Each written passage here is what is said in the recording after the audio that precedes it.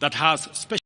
We have rolled out a new student-focused higher education funding model that has special emphasis on making sure that children from vulnerable families have the requisite support in their education. We have also improved the student-teacher ratio in both our primary and secondary schools by hiring an additional 56,000 teachers and also hiring an additional 2,000 tutors for our TVET institutions. We have equally resolved bottlenecks in cash transfer program to vulnerable Kenyans, including orphans, people living with disability, and the elderly. We have not only brought on board more beneficiaries, but in keeping with the promise that we made, it is now not the case, as it was in the past, that these vulnerable Kenyans have to wait for months. Now their stipends are paid as salaries of public servants are being paid. We did roll out the Hustler Fund that today benefits 2 million Kenyans. And we have 7 million Kenyans who had been denied access to financial services by credit reference bureaus. They are now off the blacklisting roll. Our affordable housing program has now more than 100,000 housing units under construction. The first cohort I will be launching in a couple of months to new homeowners. And we have 160,000 young people across Kenya that are employed under this program. To expand manufacturing, value addition, and agro-processing as a key contributor to job creation, 18 county aggregation and industrial parks and 6 new special economic zones are under construction across Kenya. And at the same time, we have 200 fresh produce markets that are at various stages of construction to support our farmers with access to markets for their produce, in keeping with the commitment we made to our mama mbogas. To accelerate manufacturing, last year we imposed levies on importation of clinker that can be manufactured in Kenya.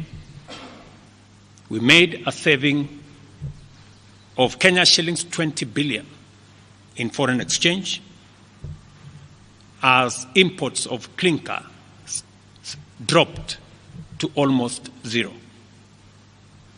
We also imposed levies on imported steel billets. And today, we have 11 steel factories that 6 years ago were closed. They have started operation, hiring 16,000 Kenyans. And last year alone, we saved 120 billion shillings in foreign exchange as a result of this intervention.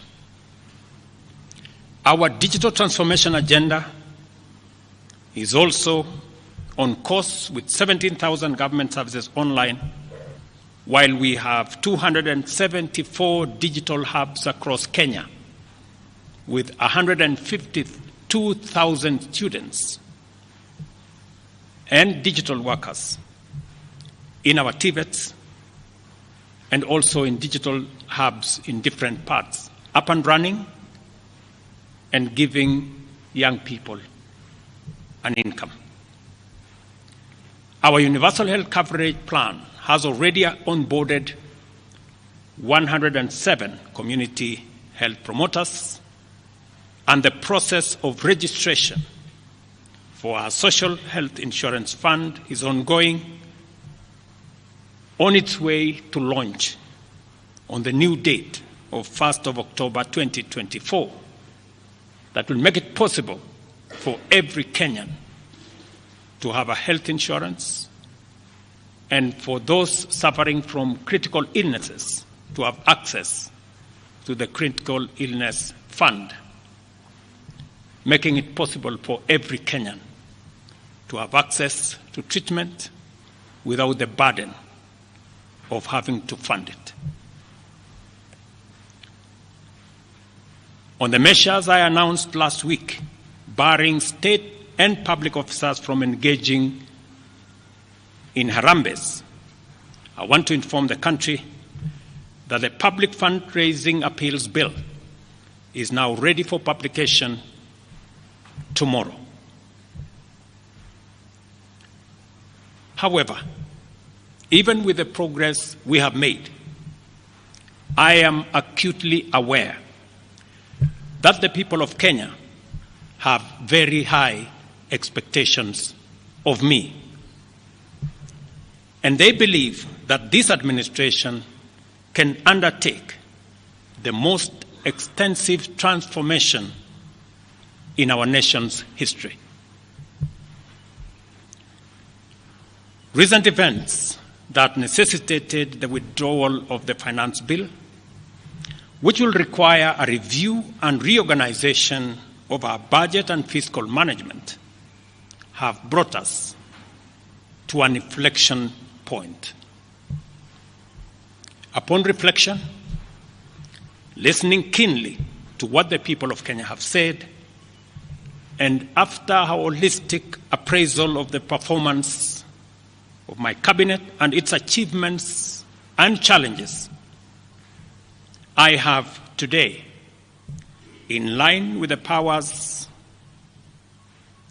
given to me by Article 1521 and 1525B of the Constitution and Sections 12 of the Office of the Attorney General's Act, decided to dismiss with immediate effect all the Cabinet Secretaries and Attorney General of the Republic of Kenya, of the Cabinet of Kenya, except the Prime Cabinet Secretary and Cabinet Secretary for Cabinet Secretary for Foreign Affairs and Diaspora Affairs. And of course, the Office of the Deputy President is not affected in any way. I will immediately engage in extensive consultations across different sectors and political formations and other Kenyans, both in public and private, with the aim of setting up a broad-based government that will assist me in accelerating and expediting the necessary, urgent, and irreversible implementation of the program that we have, including other radical measures and programs to deal with the burden of debt, to explore raising domestic resources and revenues, expanding job opportunities, eliminating wastage and unnecessary duplication of a multiplicity of government agencies, and slaying the dragon of corruption, consequently making the government of Kenya lean, inexpensive, effective, and efficient. During this process, the operations of government will continue uninterrupted under the guidance of principal secretaries and other relevant officials. I will be announcing additional measures and steps in due course. Thank you very much, and God bless our great country, Kenya. Asanteni sana.